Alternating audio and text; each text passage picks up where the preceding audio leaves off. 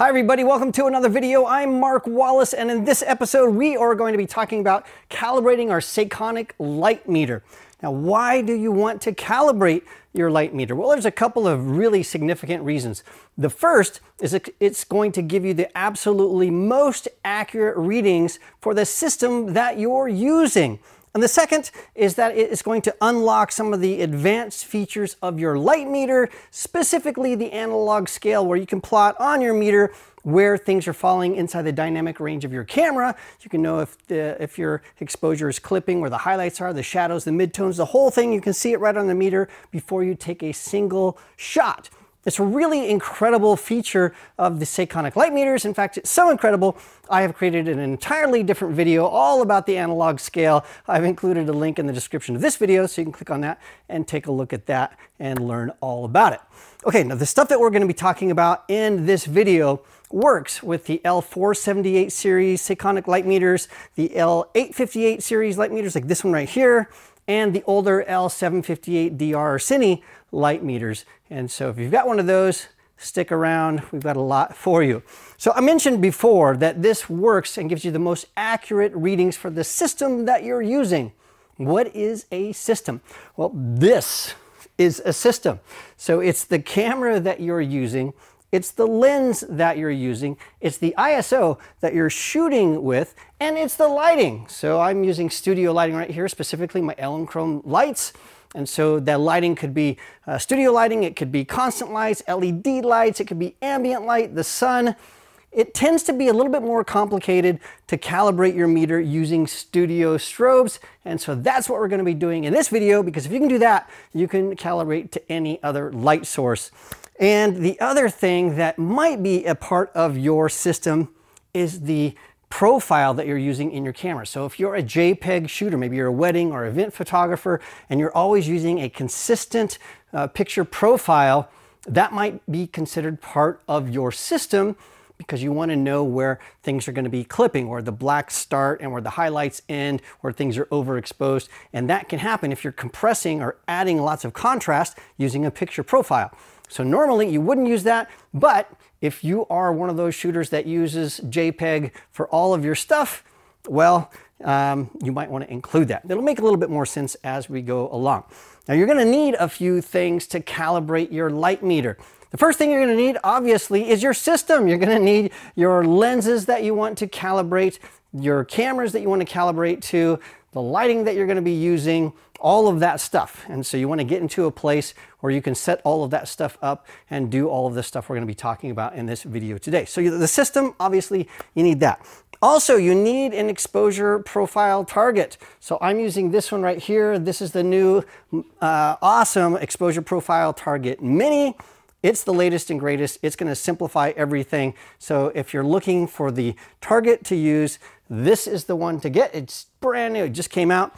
And so you want that. It's got a, well, I'll show you all about it in a little bit. So you need that. You also need the data transfer software. It's free software from Sekonic. I've put a link in the description of this video so you know exactly where to download that. And then last but not least, you need a pen and paper. We're going to have to be writing some stuff down. And so make sure you have a pen and paper to do this, because without it, you might get lost along the way. You absolutely need the pen and paper or something to write down, an iPad or a computer, something where you can take notes as you walk through this system. Now, the other thing we need to do is we need to set everything up. So the first thing we need to do is set up our camera. There are some things that we really need to do to make sure we get an accurate profile. The first thing we need to do is set our camera to shoot JPEG. Large, fine, the maximum size JPEG that your camera can shoot, or TIFF files if your camera can do that, because the data transfer software only reads TIFF or JPEG files, so that's what you want to do. Now, you can use RAW files and then convert those to JPEG or TIFF files in Lightroom or Capture One or Adobe Bridge, something like that, Adobe Camera Raw. But if you do that, if you do the conversion in any of those applications, you have to make sure that you're not doing anything to those raw files. Make sure you're not using any kind of a preset, you're not doing any kind of exposure compensation or changing the midtones or the blacks or the highlights or any of that kind of stuff that can be built in as you bring in raw files. I know I have Lightroom set up to convert all of my files from my different cameras. I have a default camera presets. So when my raw files come in, they automatically are sharpened and the shadows are opened up and all kinds of things. Make sure you don't have any of that turned on. You want a totally flat file that comes out of whatever software you're using. So if you do want to shoot raw, you can. Just make sure that when you export it absolutely flat. Speaking of that, in your camera, make sure you have your camera set to no profile. So no kind of picture profile that adds any kind of contrast or saturation. Make sure you have a totally neutral profile in your camera.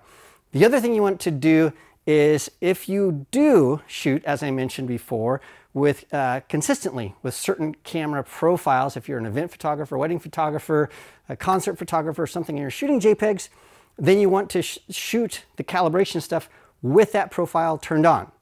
So my preference is to make sure that my camera is totally neutral, because then I know I've got the entire dynamic range calibrated. However, if you're consistently shooting with a certain picture profile or whatever your camera calls it, you might want to turn that on. So on your meter, you can see where the blacks and the highlights and the midtones and all of that stuff line up with what you're shooting, because you're crunching everything in your camera. You want to see on your meter how that crunching is going to show up. It's pretty cool. It's your choice, my choice.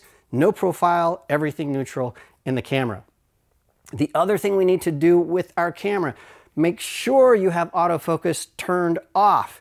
Make sure you have image stabilization turned off. Make sure you have in-body image stabilization turned off. All of that stuff has to be turned off. And then the last thing is, we are going to be using a custom white balance. And so that's one of the very first steps as we get going to all the stuff that I haven't shown you behind me.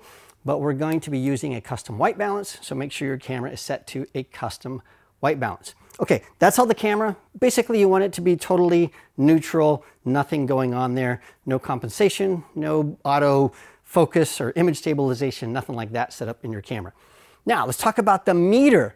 The meter needs to be set to full stops. Now, I usually work in 1/3 stop increments on my LiteMeter, but for this exercise, everything that we're doing is full stops. We're not using half stops, we're not using third stops.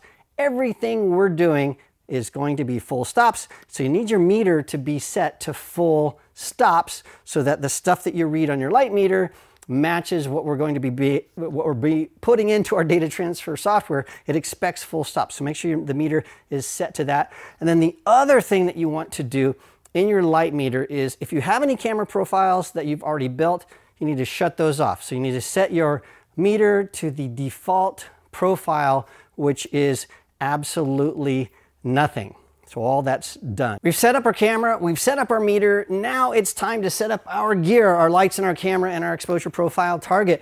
And so let me walk you through that. I've already set my gear up, but you need to do this in a very specific way. So when you have your exposure profile target, you need to put that on something that is nice and flat and does not move.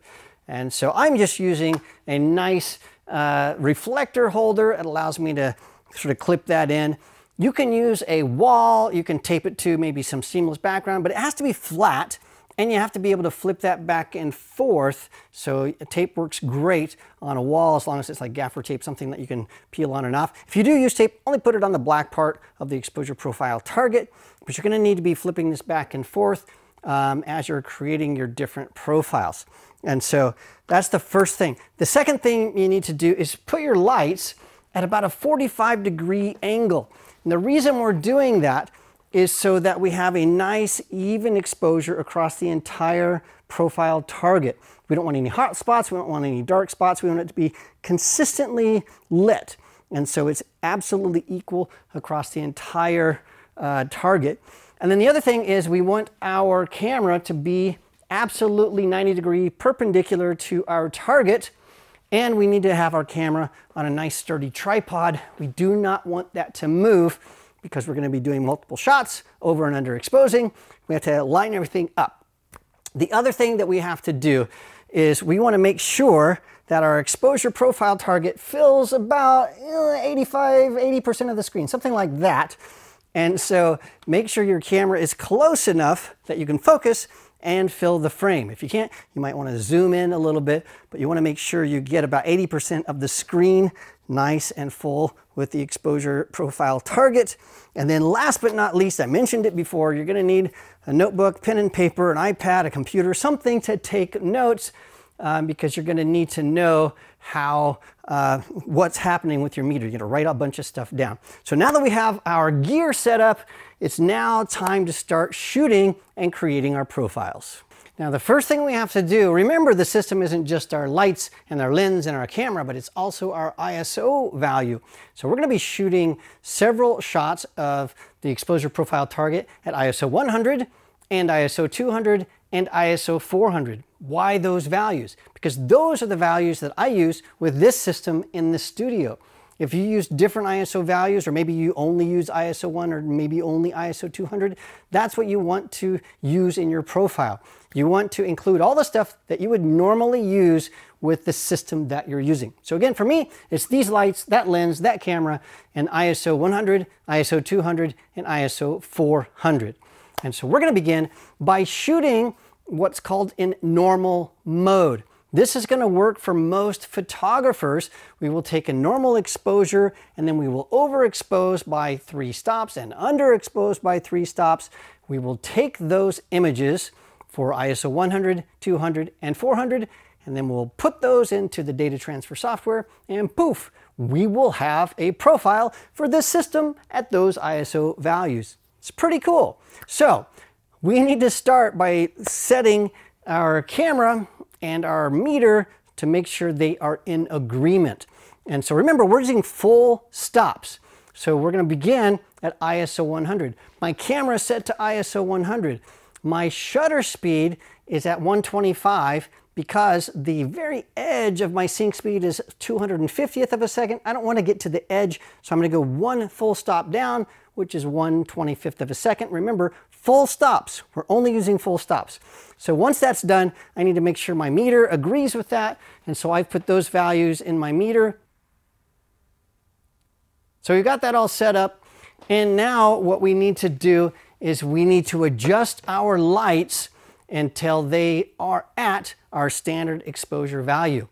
What is that? What is standard exposure? Well, standard exposure is the aperture value that Sekonic defines as 3 stops up from the widest aperture on our lens.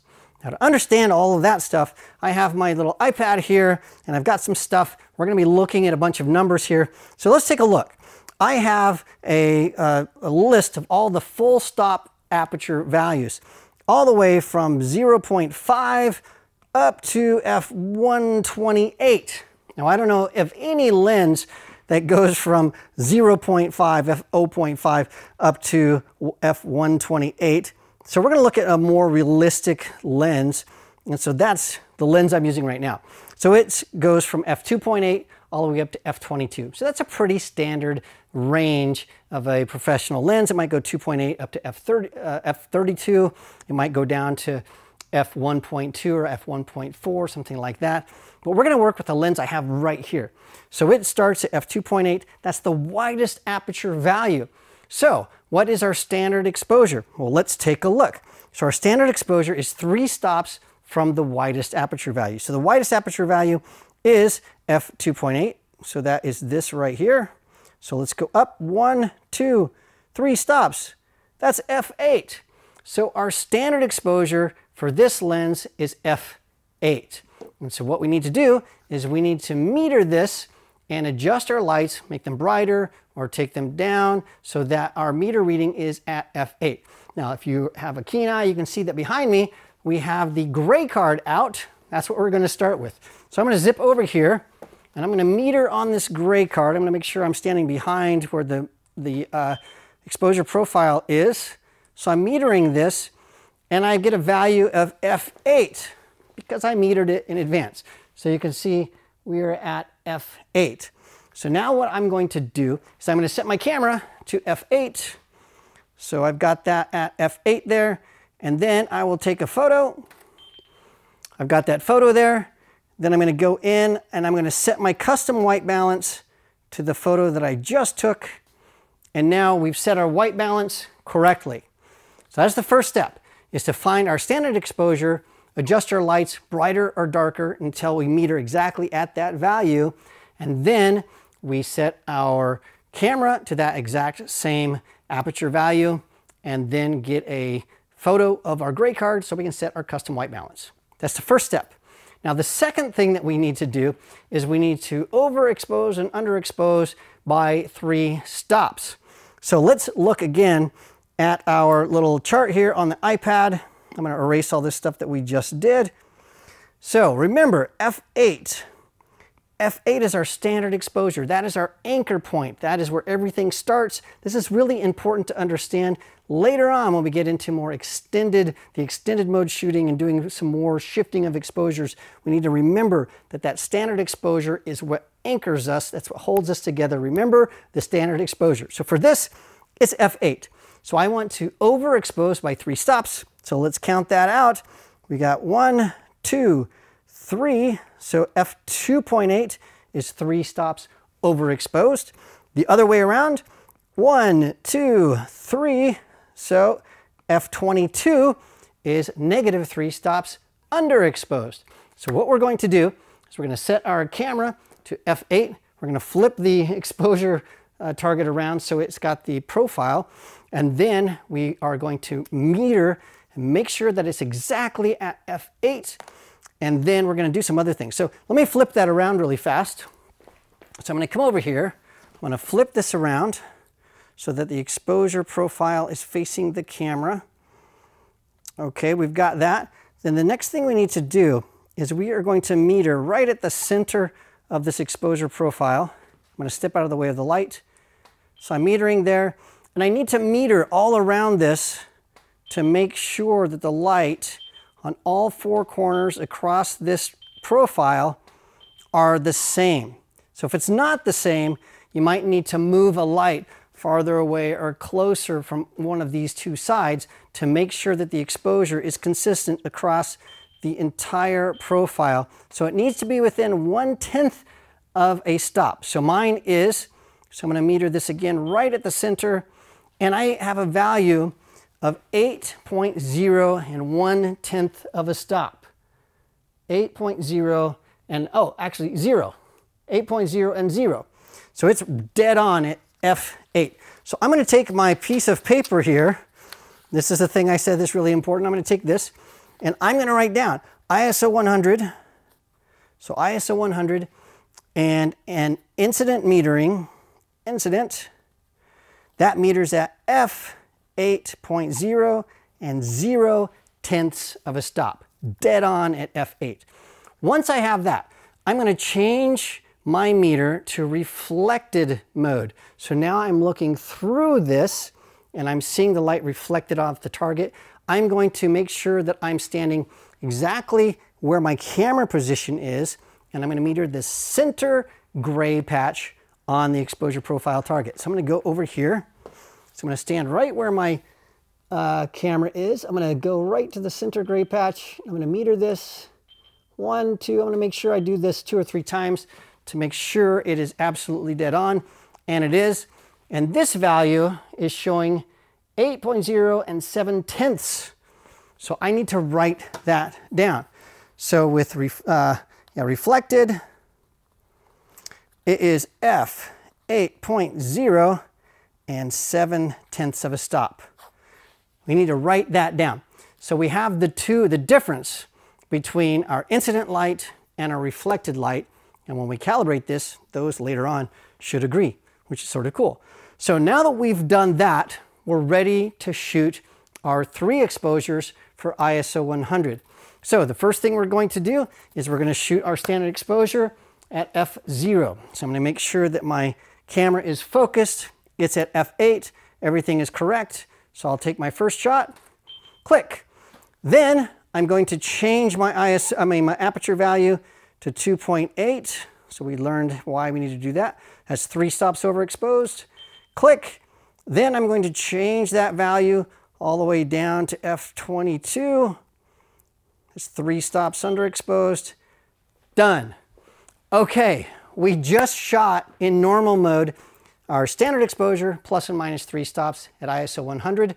We just need to repeat that for ISO 200 and ISO 400. And once we have all of that, we can stick that in our DTS software, our data transfer software, and create our profile. Remember, for every ISO reading, you need to write down those first two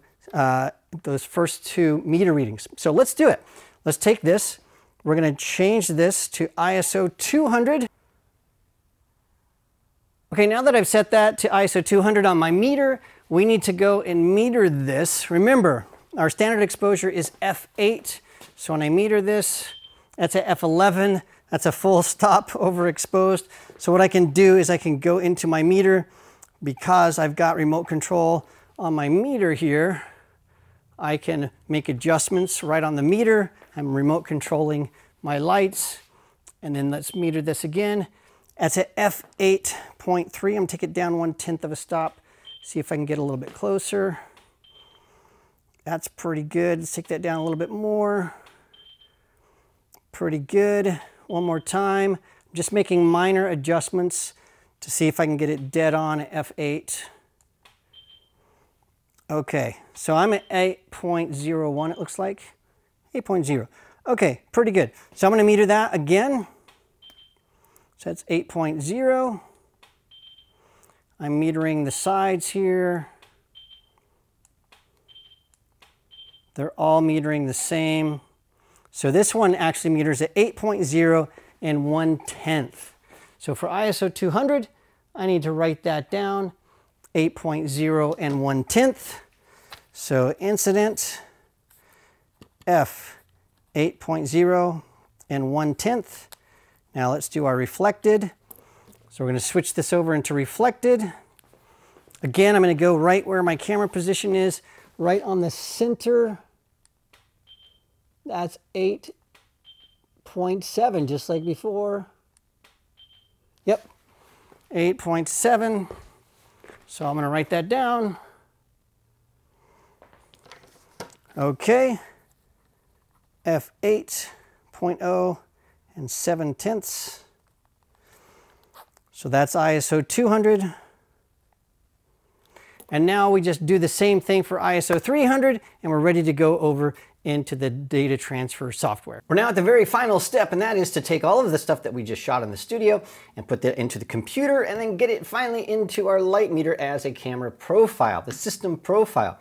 And so to do that, we need the DTS software, the data transfer software that comes from Sekonic.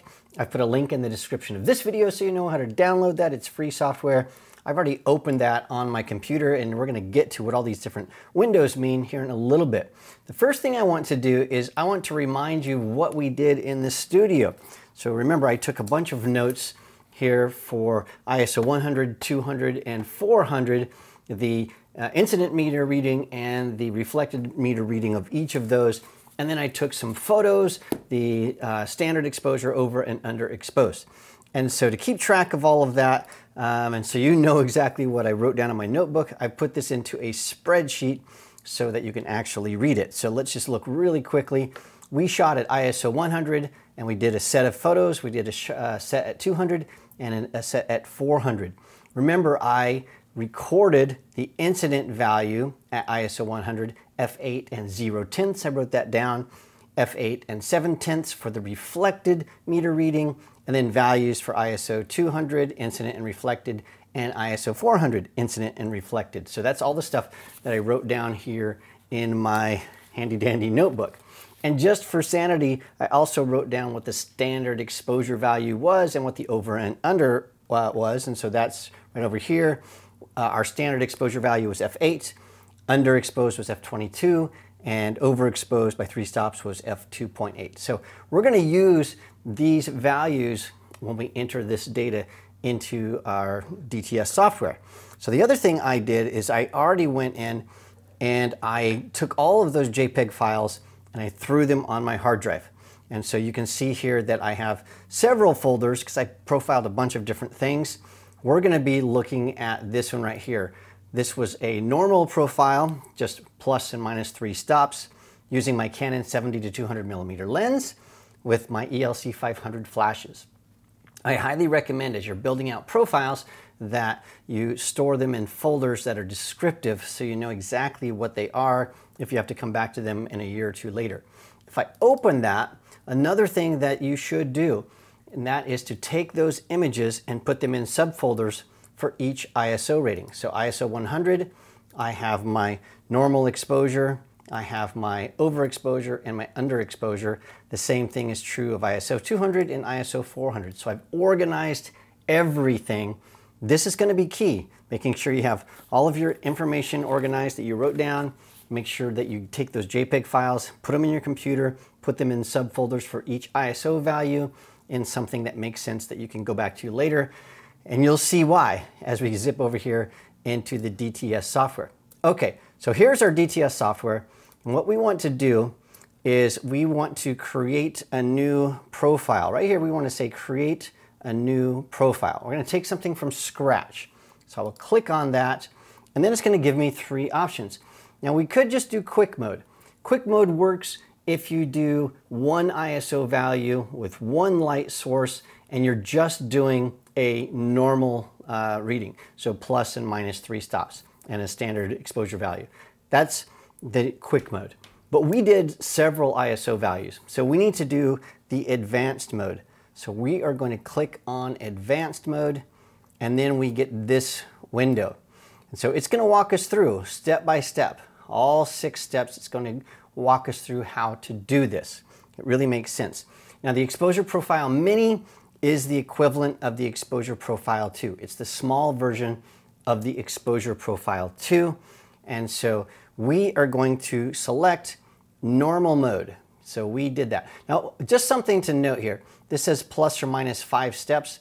That's because that's what the original exposure profile required.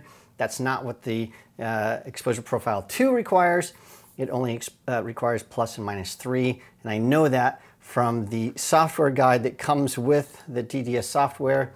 And so this is in the help menu, and it will show you that in normal mode with Exposure Profile 2, you only need 3 shots, the standard shot, plus and minus 3 EV. So that's how I knew how to do that. If you're using the exposure profile, the normal one, then it's 11 shots, plus and minus 5 EV in 1 stop. So it's so much more complicated to use the old target. So that's why we want to use the new target. It's only 3 shots instead of 11. Wow. Okay, so we're choosing Exposure Profile Target 2, normal mode, and then we just need to go to the next step. So down here, next. The next thing it's going to ask is, what did we meter? Was it normal light, ambient light, or was it a flash? Well, it was a flash, so definitely we're going to click flash. Okay, next, step 3. And here's where it gets fun. It's going to ask us what sensitivity we are measuring. So we're going to go in here. We've got our little chart here, and we have our data. So what are we measuring?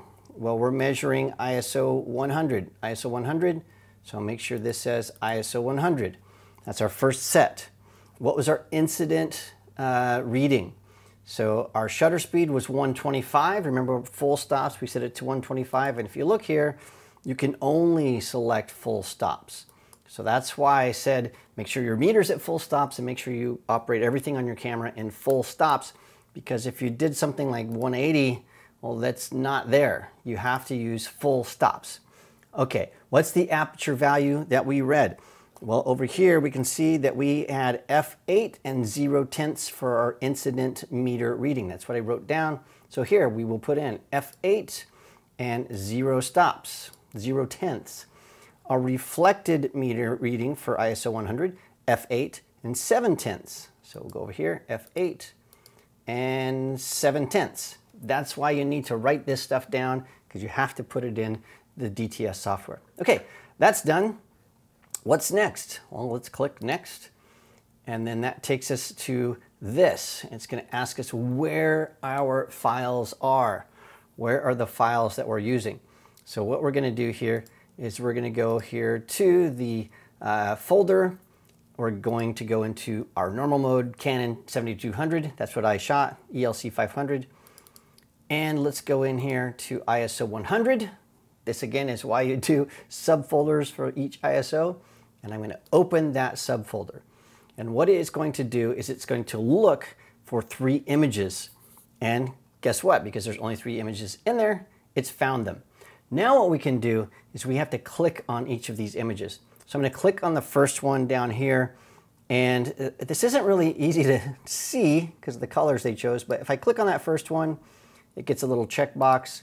I can click on that. It's going to say it's going to pull in the EXIF data. So I want to double check that and make sure it's correct. It is. So our standard exposure was f8. And the next one over here, I'll click on that. This was 2.8. Yes, that's 3 stops overexposed. The last one should be f22. Is it? Yes. And so I have clicked on these check marks right here. It's really hard to see. I don't know why they chose this light green, but you have to click on those and say, yes, those are the images that I want. And the reason you do that is you might have 6 or 7 or 8 different images, but you only need to use 3 because you didn't sort out the ones that were bad takes, I guess. So you can choose which ones. So once you have those 3 images selected, make sure, double check all the ISO values, all the shutter speeds, everything is correct. It's pulling that in from the EXIF data. You can move to the next step. What if you shot something and the EXIF data isn't recorded? Well, if you have an older camera that doesn't record EXIF data, I don't know of any that exist, but if you do, you can manually enter those values in over on the left-hand side for each image. Okay, so we've selected our images, we've made sure they're the right ones. It's time to go to the next step. So I'm going to click on Next. Now what we need to do is we need to make sure everything lines up correctly. So I'm just going to click on the first image here. And when I do, it's going to pop up a little screen that says, make sure you line up the square, the X's on the edges. And so on the target, there are 4 little X's, and we've got 4 little X's here. We just need to line those up. So I'm going to line these up really quickly. This is why we want everything to be on a tripod, because all of the images have to line up. Now, because we did use a nice tripod and everything, once I have the first one set up, I'll click on the second one, and they're already lined up, so I don't have to move those X's around. And the third one, also, it's lined up. So if you're handheld or something, you might have to move the X's for every single image. Use a tripod. If you can't see the image, you can use this brightness slider over here to brighten up and dim down the image so you can see where those little corners are. That's just to help you place these little X's in the right place. Okay, that's done. Now let's click Next. It's now creating the profile. It's measuring, it's calculating, it's figuring out all that stuff. And woohoo, look at this. We have our graph. We have the graph and all of this thing. Now this can be manipulated, this graph. We can change clipping points in the dynamic range and the midtone and all kinds of stuff. We're not going to do that in this video. We're saving that for the second part of this because we were going to dive in. We're going to go to the deep end of the pool on the next video and talk about all these graphs and stuff. What we're concerned about right now is just getting our images in and creating our profile. Once we have that done, we have effectively finished ISO 100. All of this stuff that we said we're going to do for the first ISO value, it's done. But now what we need to do is we need to go in and add ISO 200 and ISO 400. The more different ISO levels, the more accurate your meter readings are going to be. The more information we put in there, the better it's going to get. So how do we do that? Well, we can go down here. If we only have one ISO value in light source, we can hit Save. But what I want to do is I want to add the second one, ISO 200. So I'm going to click on this, Add ISO and Light Source. So I'll click that, and guess what? We're in a loop. We're right back where we started before. But this time we're going to add ISO 200. So it already knows we're metering a flash. Next, what are the values? Well, we need to change this to ISO 200. Notice, by the way, that this is blue. This is blue right here because we already have data for ISO 100. So it's telling us, hey, we have already got data there. So I'm going to go into ISO 200. I'm going to look over here at the values that I wrote down on my little notebook. So the incident reading was f8 and 1/10. The shutter speed is correct. The reflected metering was f8 and 7/10. So that agrees. I'll click Next. Let's go into ISO 200. let's pull in those images. And we're just going to repeat everything that we did before for ISO 200. And when I'm done, I'm going to add another source, which is ISO 400. And I'm going to go through the entire thing again.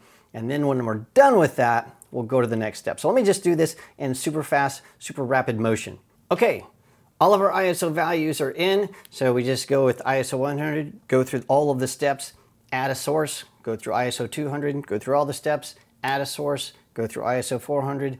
And then you can add as many of those sources as you need. And once you're finally done, what we're going to go down here to do is we're going to save this. So I'm going to click Save. It's going to ask me what I want to name this profile. And so I'm going to name this my R5. That's my camera, R5. And this is a 70-200 and ELC Pro. And that's the flash that I was using. And I'm going to name this Demo, just so we know this is one that you and I created. I'll hit OK, and boom, there it shows up. If I need to come back in the future and add, let's say I want to add ISO 800 or add ISO 1600, I can always go in here and I can click Edit Profile, and I can just add on. So you don't have to do everything in one session. You can add on more and more and more later on. We're going to cover that in a future video in the second part of this. But it's just there so you know how to do that. Now, how do we get this over into our meter? So what we need to do is use the USB cable that came with your LiteMeter. And once I have this plugged in here, then all I need to do is turn on my LiteMeter. And when I do that, it's going to show this little icon, and you can see on the screen, it's reading profiles. And now we can see in the bottom right corner the profiles that are on the LiteMeter. And up here, we can see the profiles that we want to add. So here in number 3, I want to add the profile that we just created. So I will select it, and then I am going to select profile 3, click this to move that over. And now I am ready to move that. And so what I will do is click right here. It says transfer to LiteMeter. I will click that. It's going to say, hey, do you want to overwrite this? So there's nothing in that slot. So right now it's okay. I'll say okay. It's transferring that profile over. Okay. And now you can see that the profile exists on my LiteMeter. And now I can use all of those advanced features, the analog scale and the clipping points and all that kind of cool stuff. And so it's already ready to go. Okay, well, there is a lot more to talk about with profiling, creating profiles, editing profiles, using the analog scale, and all the different things that we can do once we calibrate our meter and create these profiles.